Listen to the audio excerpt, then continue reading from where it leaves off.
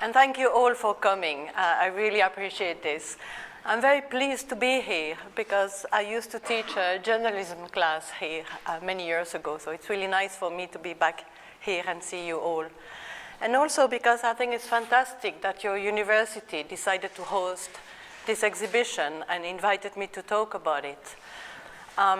As you must be aware, the refugee crisis is one of the biggest topics we have right now as journalists, and it's not going to go away. And I think it's important that we think about how to best cover this issue.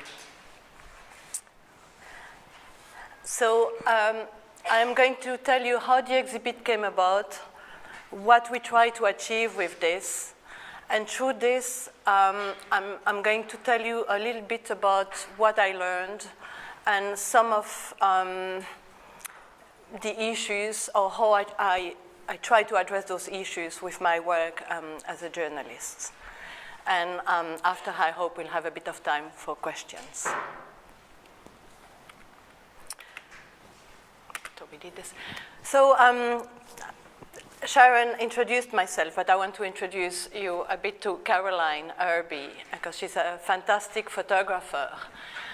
We've worked a lot together on many stories. She's a portrait and a documentary photographer. You can look at her website, but she's well known for this book called A Child from Everywhere.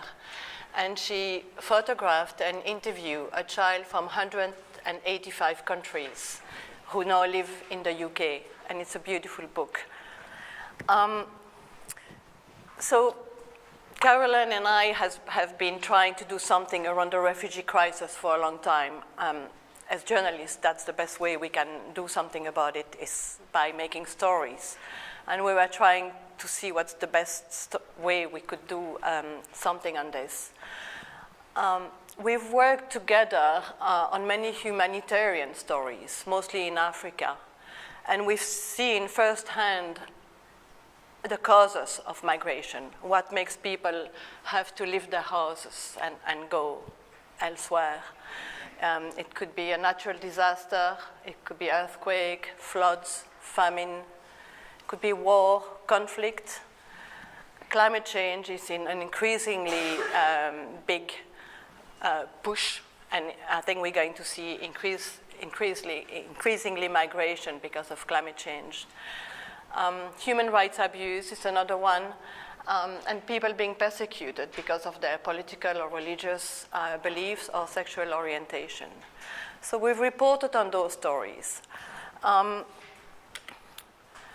And we followed refugees. Many refugees actually go to refugee camps in their own countries or neighboring countries. And those camps are supposed to be temporary, like this one in Goma in DRC that was set up after the genocide to host the Tutsi who were fleeing, and also the Hutus who were afraid of persecution. And as you can see, the camp is makeshift. But the camp still exists now, and the tents have been turned into more solid accommodation, but the camp is still there, and most refugee camps are there for a long time, sometimes many generations. It's kind of a life in limbo. But many refugees go further or don't go to refugee camps. They cross the Sahara, they cross the sea, they arrive in Europe, they travel to Europe, and some make it to the UK and to London.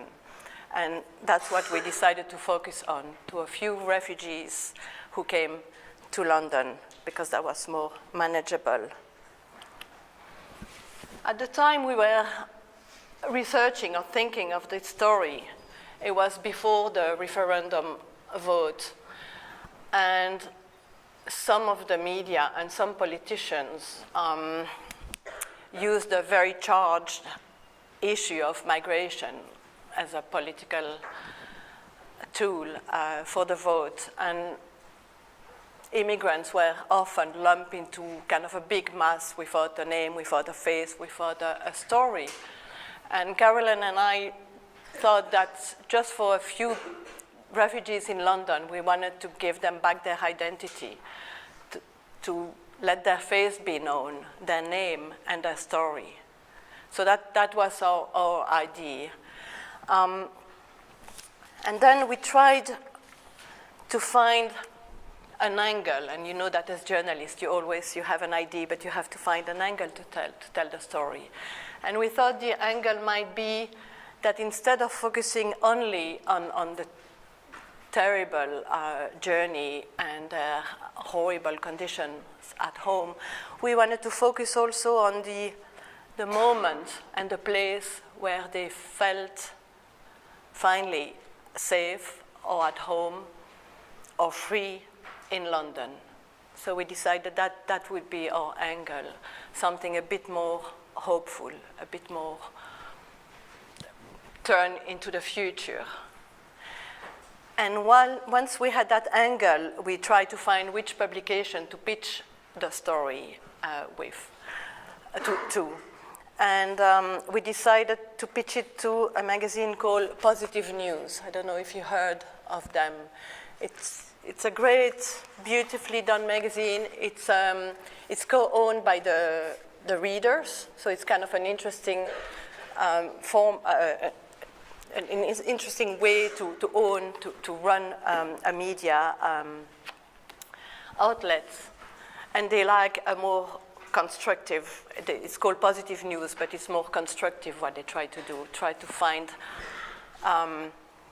they explore society's problem, but instead of stopping there, they try to see if something is done about it. So they like the story, and they commissioned 6 portraits with 6 interviews.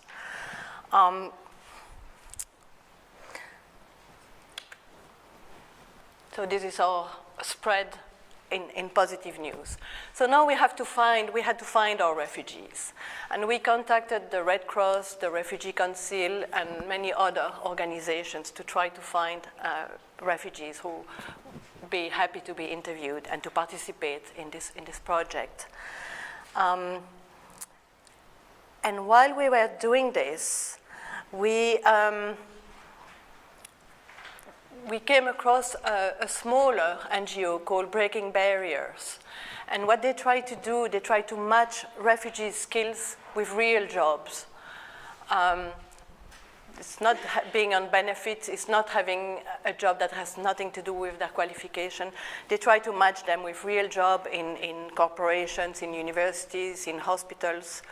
And many refugees, especially from Syria, are educated, they're professional people, and for them, when they come here, and they have to start from scratch and clean dishes in a restaurant, it's really hard. And many of the refugees we spoke with say that the fact to have a job, a real job, was really what made them feel at home, because they felt they didn't get charity, they felt that they belonged, they could contribute.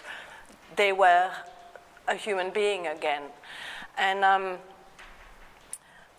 I want to read you something that Hodan, she's from Somalia, she's lovely. And she said, as a refugee, all you hear is negative. Everything seems to conspire to put you down. So you think that maybe they are telling the truth, that you are never going to make it. But at Source Aid, that's the job she got through Breaking Barriers, I felt positive. They made me feel at ease. They trusted me with important things. I felt capable. It freed me of that negative cloud. And we got to talk with Breaking Barriers, and we told them what we were doing, and they said, oh, we were just thinking and trying to put together an exhibition on refugees, and it'd be great if we could collaborate. But they say we only have money to pay for the printing of the photos, so you have to do it pro bono. And we had no idea how long it was going to take, and so we said yes. We thought we needed at least 12 portraits, but we wanted to have 20 to start with, but it just took way, way too long. It took a long time. Each portrait took a whole day because we had to meet with them. Those interviews take a lot of time. I'm going to tell you how we did it. and it was just a lot of work, but it was great. It was fantastic, and we loved it. So we found the people. I'm going to tell you more about this. And the exhibition was held at the Prode Archivist in July in London. And we were surprised, actually, how successful it was. It was covered widely in the media, the Evening Standard, the Metro. Caroline was interviewed on BBC World. And what the journalist wrote mostly is that they saw this as kind of a different view, a different look at the refugees. And it's something my mom put it really simply. When I showed her the spread, she looked at it and she said, well, they don't look like refugees. And I said, well, what do you mean? And she said, wow, they're really all good looking and they're well dressed. And I think that's what the journalists saw too. When we hear refugees or homeless or whatever kind of people in marginalized groups, we have an idea of what they look like, what it is. And it's just a small part of who they are. And so we kind of wanted to show this. So I was pleased that people saw this. I don't know what you'll think, but that was one of the goals of the exhibit. And the title, Freedom is Not Easy, came from this man, Vijan. He's from Iran. He's from the south of Iran. It's an area where there is a large Arab population, the Ahwazi. It's a rich area, and it's an area, according to Vijan, that the Iranian government is trying to eradicate, to kill their language, their culture, and the land. And so many people there are quite militant. And when he was 14, he was arrested at a protest and tortured. And after that, he was on the blacklist, and he was arrested and tortured many times. And when some of his friends were arrested and hung, he decided to leave. He left by foot, horseback, across the mountains, in the snow, to Turkey. He arrived in Turkey, and his wife and kids joined him. And they really tried to make a living there. For 3 years they tried, but his wife, it didn't work. So she came back to Iran, but her family sent money so he could go to a Western country. And he went through many countries, and on the back of a truck he arrived to Coventry in England. And here is what he said when he arrived in England, and I thought it was so beautiful and touching. He said, "From the first day I arrived in England, dirty, exhausted, and hungry, I felt like a newborn. Imagine that you have been kept in a cage for years. Then the door suddenly opens. I'm safe here. I never felt at home in my own country because I was second, third-class citizen. But here I feel myself. I feel part of the country, 100% British." And it really moved me, especially during all the referendum talks, to hear someone talking like this, what it meant for him to be here in England. And so he went on telling his stories, and he had told me dreadful part about being tortured and everything. And he had told me too that his wife had joined him in England. So at the end I say, well, so now is it a happy story with you and your wife? And it's the only time over the whole interview that he just froze and he cried and he said, "No, my wife left me last year. It was too much for her. She was from a middle class, apolitical family, and I made her go through all of this. And last year it became too much, and she left me." And then he looked at us and he said, "Freedom is not easy." There is a heavy price to pay. And we thought that sentence really encapsulates the experience of all the others in the exhibition, and that's why we decided to call it this way.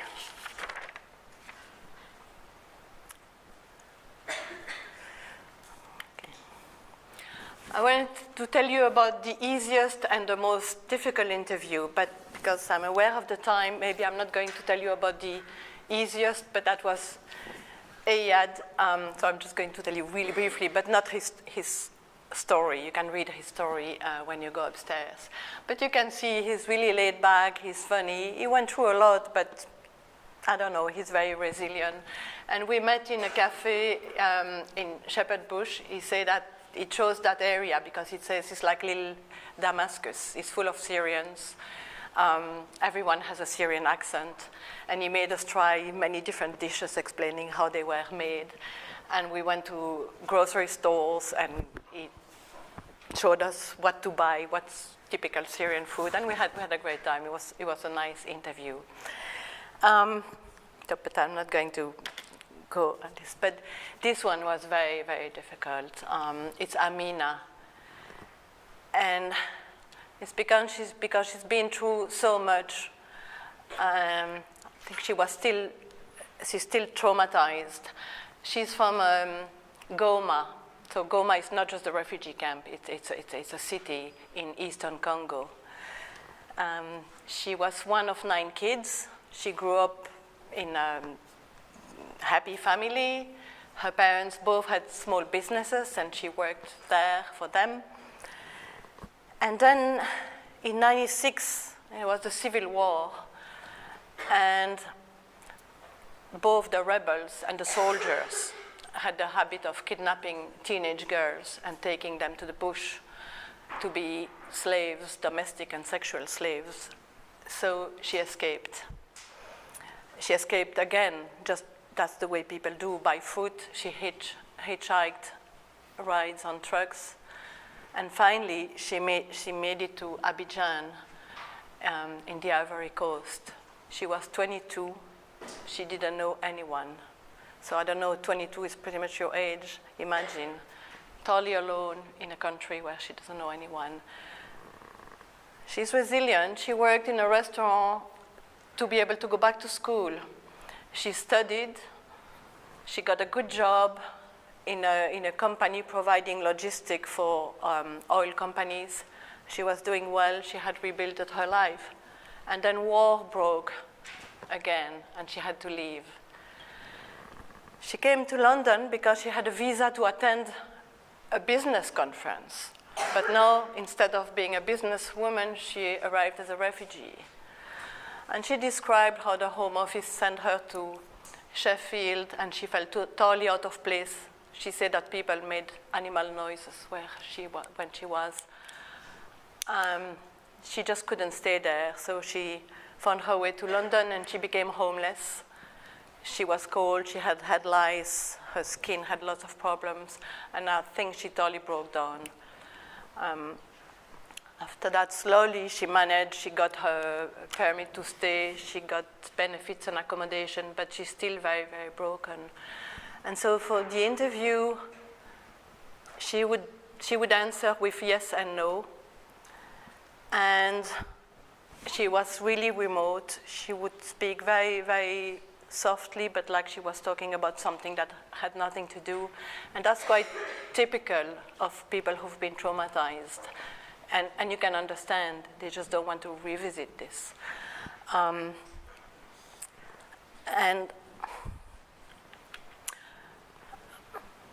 I want to share some of the ways you can try to interview sensitively someone like Amina.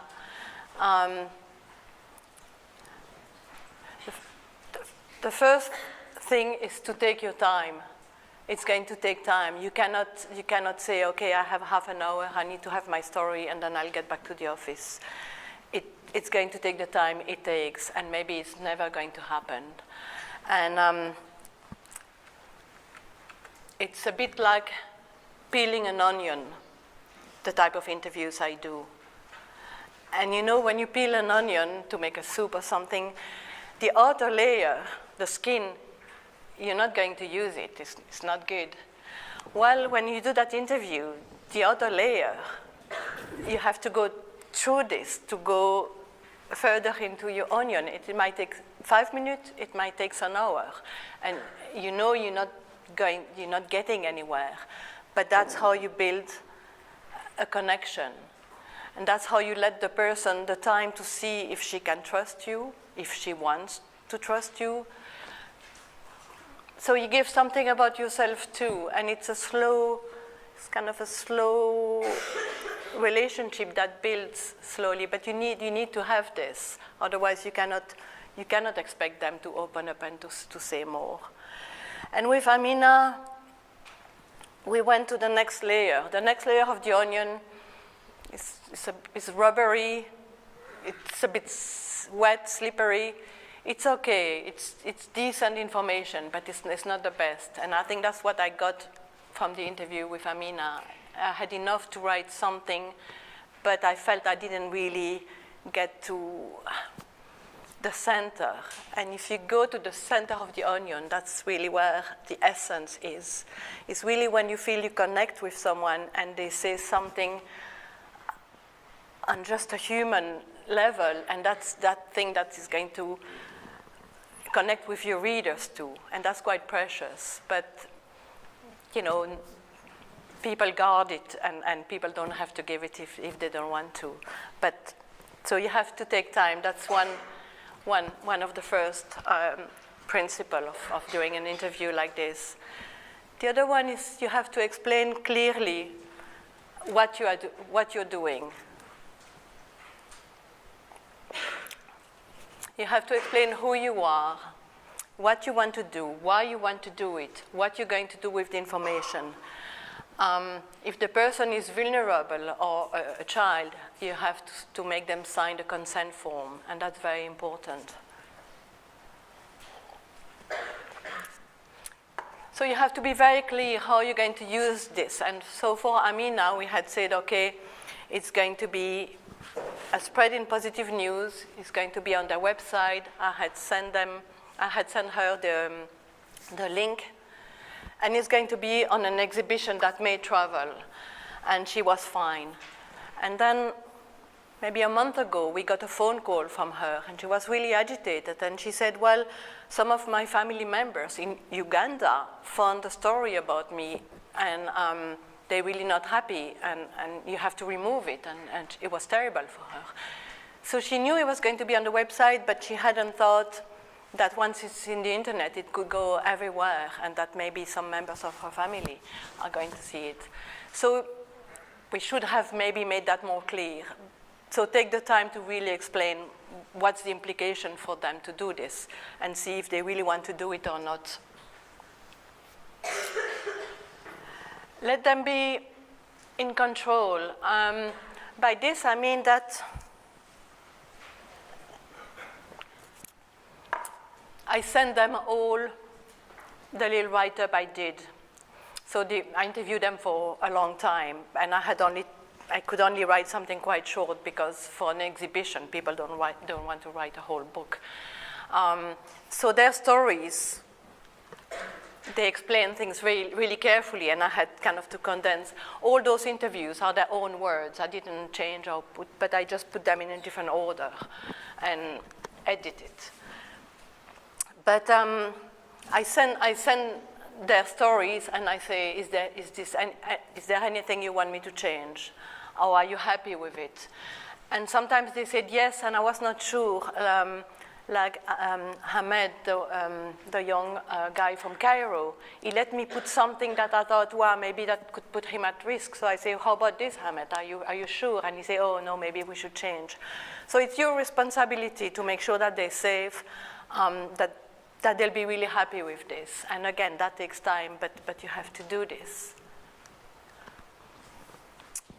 In their own terms, it's always better to let them choose the location in a place where they feel comfortable and safe. And here, because that was actually the frame of of our story, they could choose their location. But if you interview someone who is fragile or vulnerable, let them choose the location, a place where they feel really comfortable. And even in the place, for a blogger from Bangladesh, we couldn't use her story at the end, but so she chose a cafe in Old Street, and when we were in a cafe, she couldn't settle because she had to face the door so she could see who was coming and she could check. And so we changed the cafe, and you have really to see that they're okay. So location. Oh, also how they want to be referred. Can you use their full name, an alias, first name? So again, that's something you need to discuss with them. And there is a way, and you'll see if you go upstairs, some of the people we interviewed didn't want to be identified, and there is a way to do it. And Caroline is great at doing this. I think this is a fantastic photo, and you cannot identify the person. This one, I think, is and then there is another one of Charles from Senegal, a doctor in the British Library, and you see him from the side. You cannot really see his face, but you know he's there. And you can interview in a sensitive way too, not putting information that would put them in trouble. And remember, all those people fled because their life was at risk. I mean, most of them. And this is maybe my favorite. See the whole person. And I think I touched on this, but for me, that's something journalists don't do enough, and to me, it's just so important. Don't reduce them as a refugee or a homeless person. They're so much more. They're people who have a life like you. They have friends, they have a family, they have dreams. So in the way you interview them, ask questions about them as a person too. And they would appreciate that too, to see that you see them as a person too, not just the condition they find themselves in at the moment. And you can use a different type of questioning too. We call them resilience questions, not just questions about how terrible it is, but about what if, what helped. And this is an example where, for me, it was quite interesting and quite clear. It's a piece I did for the San Francisco Chronicle. I had gone back to Rwanda after the genocide, and I guess you're too young to remember this, but maybe you know that 1 million Tutsis had been killed in the most brutal way, and Tutsis and moderate Hutus. So 1 million people, that leaves a lot of children without parents. And then many of the perpetrators were in prison, so those are also children without parents. And so the government of Rwanda and the international communities decided to create little cities of orphans. So all over Rwanda, you had little cities of orphans, usually close to a big city. This one is Kimironko. It's close to Kigali. And you can see the buildings are nice because most of the population is rapidly changing, but in Rwanda, most of the population they are farmers, it's the countryside, and they live in huts. But so they had kind of brick buildings, it looks okay. But something that amazed me is that they're totally alone, no one looked after them. In some villages, some grandmothers would go and help them, but in many, they had to fend for themselves. Imagine that. And as a mother, I was just totally floored. And in my head, I was kind of building the story I was going to do. And then I looked at them, and so they're clean, they're well dressed. And not her Beata, she's not an orphan, she was my minder.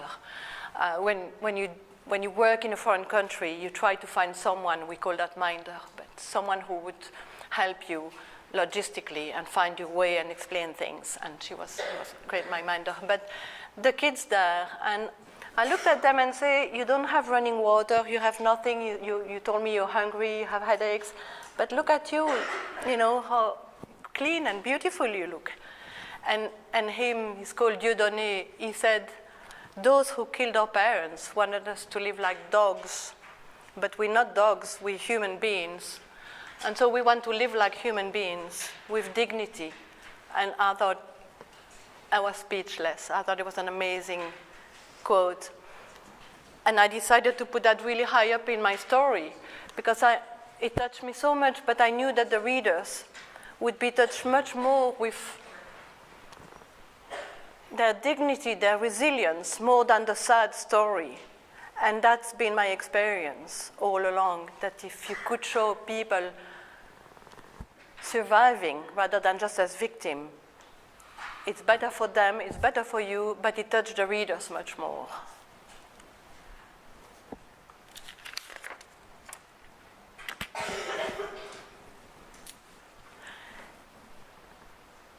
This, I don't know if you've seen the exhibition.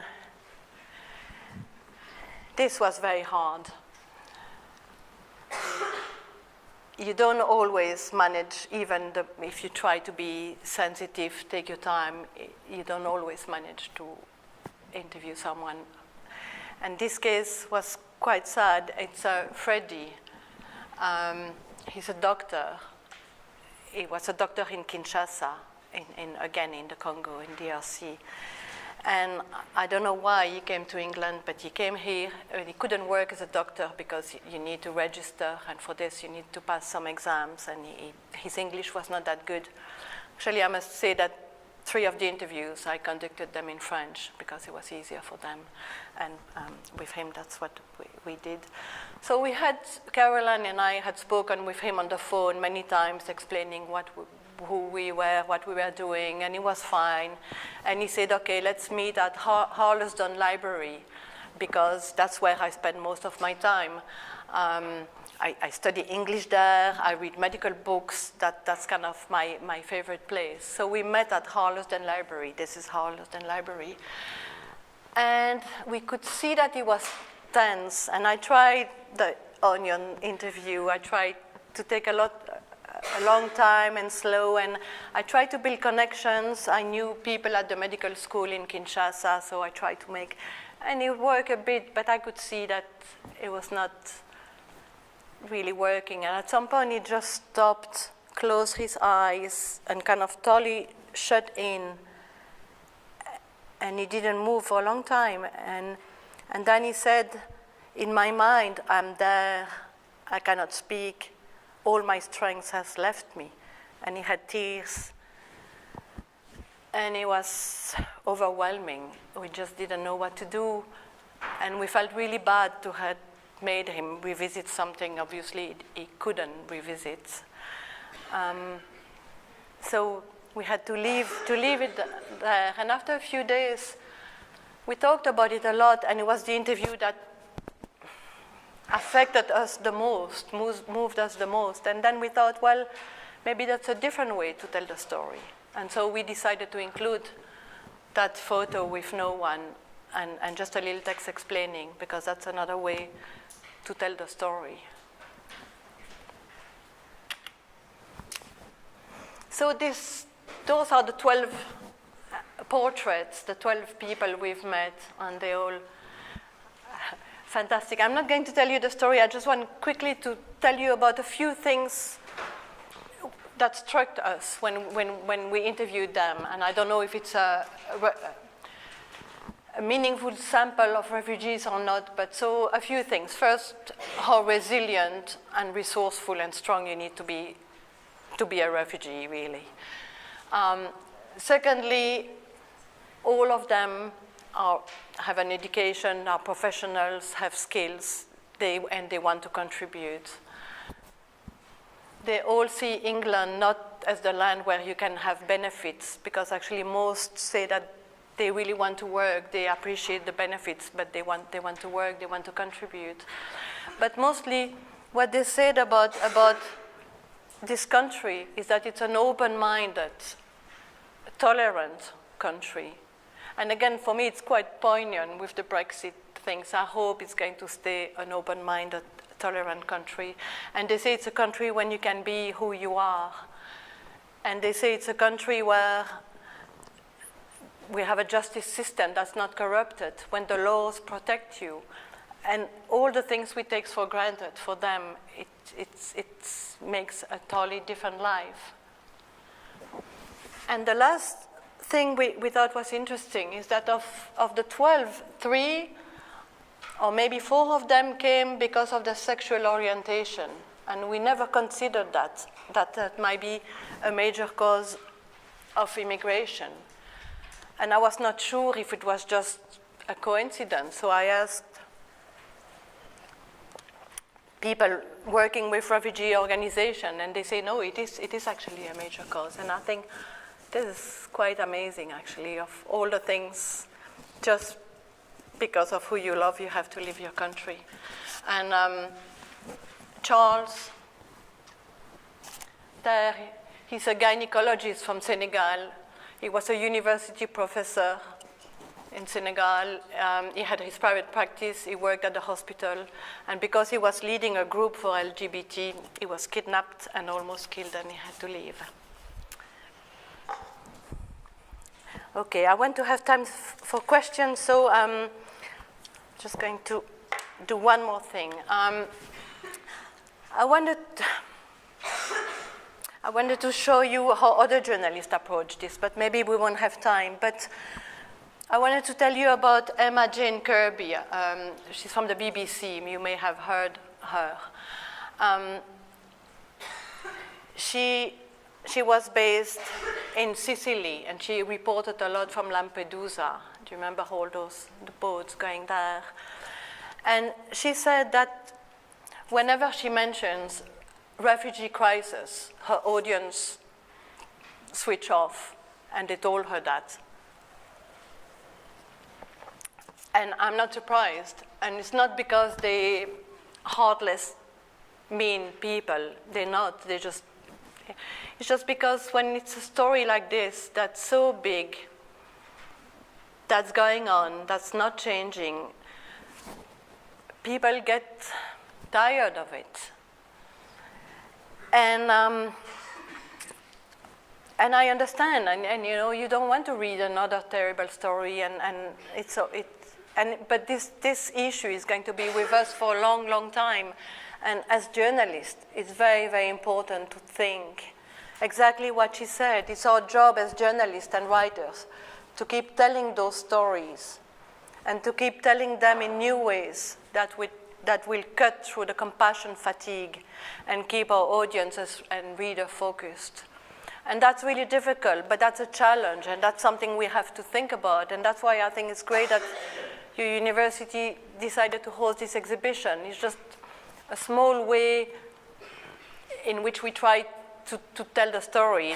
We didn't do it as well as Emma Jane Kirby. She did something fantastic. But it's not easy, but there are ways. It's more difficult, but we have to do that. We absolutely have to. So now I'm going to stop here. I think. Have questions? Can we have some questions, please? And if you don't have questions, I'll tell you more about her then. But Any questions? yes, everyone in the corner. I was just going to ask whether you can say anything about the choice of language that you use.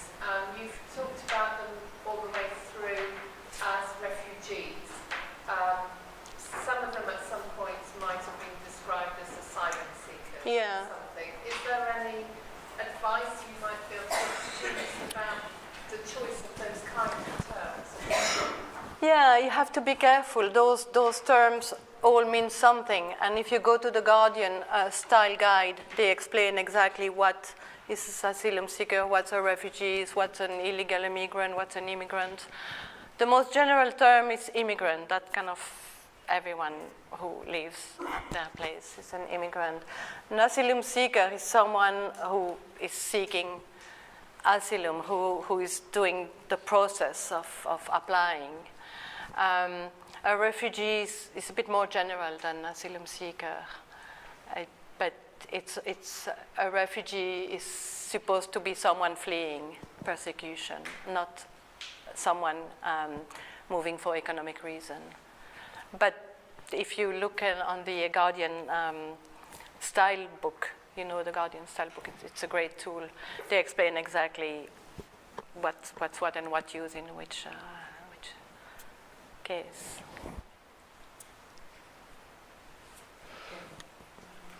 I was very struck by something you said, which is as part of the interview, you have to give something of yourself. Yeah. And I don't want to put you on the spot, because that in itself is obviously a very deeply personal sort of issue. But would you be prepared to sort of give us a little example of what you mean there, or how that might have happened during one of the interviews? Yeah. Yeah, it's a good question, but I believe an interview, it's like a two-way. It's not just a journalist asking. It's kind of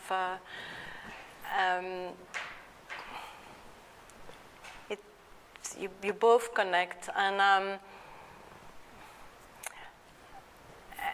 the one I really love and the one that are the best is when I feel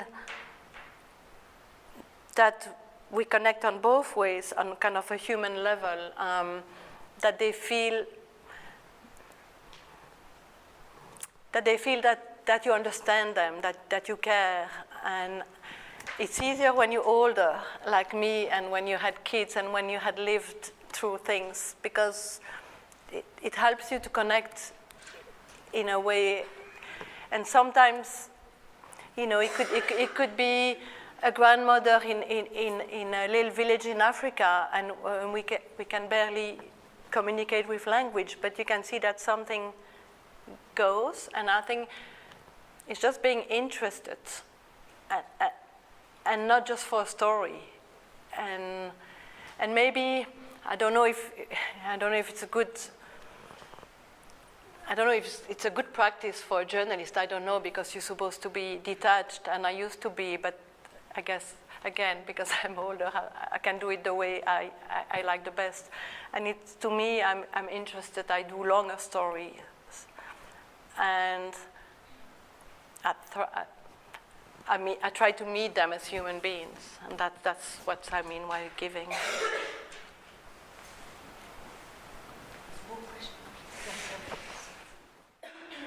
For you as a journalist, when you're trying to take that time to build trust, do you find it helpful to maybe open up yourself in a personal way so that there's more human interaction between the two of you rather than just question? It's a good question. I try not, because it's not about me, so I wouldn't say, oh yes, that happened to me too or something, but a little bit. So then, because they open up, they have to say a lot, so they have to know a bit. So if it's appropriate, but it's difficult to give a broad rule, but sometimes you feel, oh, okay, you can say something about you if you've been through. But usually I try not to put myself too much, just to show that I care, to listen.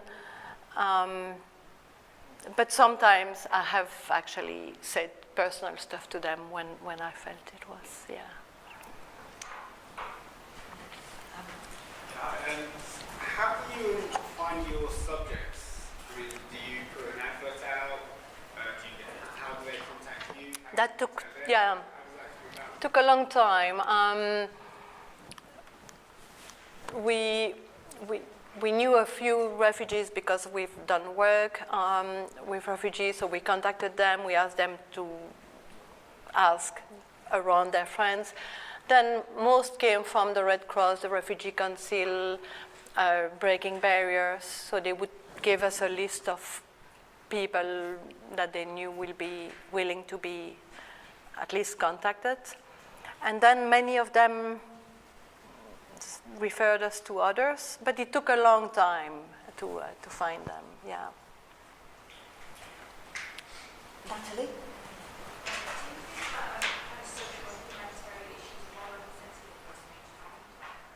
That what?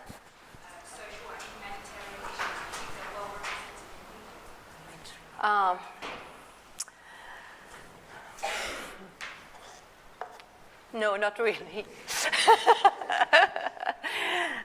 Well, again, it's hard to be general because there are some fantastic stories there, and some journalists are doing an amazing job. But I think it's mostly because editors, because editors have to make sure that their readers would read it.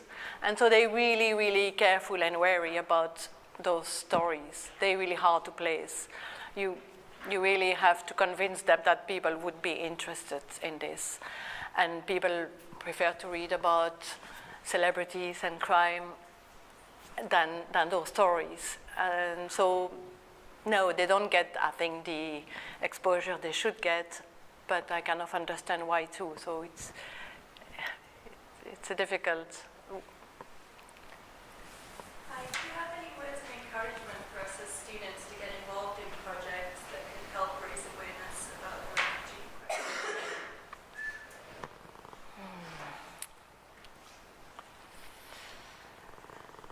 At the top of my head, I don't have like an organization or something, but I think just to care, to think, talk about it, use social media, ask questions. And there's so many stories that could be covered, so many. Look at the people who do something, like that charity, like Breaking Barriers, for example. One of the things they do, and Ayad, the young Syrian, does that. He goes to schools and he talks about Syria and the revolution, and he feels that that's very important. And so there are stories like this. I won't tell you go follow migrants, and because professional journalists do this. You have to find a little way, I think, but those ways are important too. Back, Anushka. What class drew you to human rights journalism? I think it's just personal interest. I've always been interested in human rights. My first degree was criminology, so I worked a lot in prisons. And then I went to California. I lived there for a long time, and my first job there was covering agriculture in the Salinas Valley, and it was where migrant from Mexico were, and that kind of made me more sensitive to those issues. I think we have time for one last question. So if there's anyone who hasn't asked a question, otherwise you'll get. So is there anyone else? You get another go. Do you find that the press kind of tend to give a more negative view to us of refugees and migrants? Because a lot of people tend to kind of have rather negative thoughts about them and not very many positive. Yes and no. There was an interesting European study looking at the coverage of refugees of all the European countries. And Britain was the most polarized one. It was either they're terrible, they're going to wreck the whole country, or more supportive and taking a more humanitarian view, while the other countries were more mixed. So it was quite interesting. So we have both. Actually, it's maybe I should send you the link. It's a very interesting survey, and they look at also the words used and if it's expert talking or refugee themselves. And but I think yes, it's important to humanize refugees, to show who they are, and when we get to know people more, we're less afraid. So Unfortunately, though, we could go on a lot longer, and I'm sure many of you will have questions you might want to take outside this, because we have to vacate the lecture theatre soon. I'm going to ask you all to thank Veronique for what has been a fascinating, moving,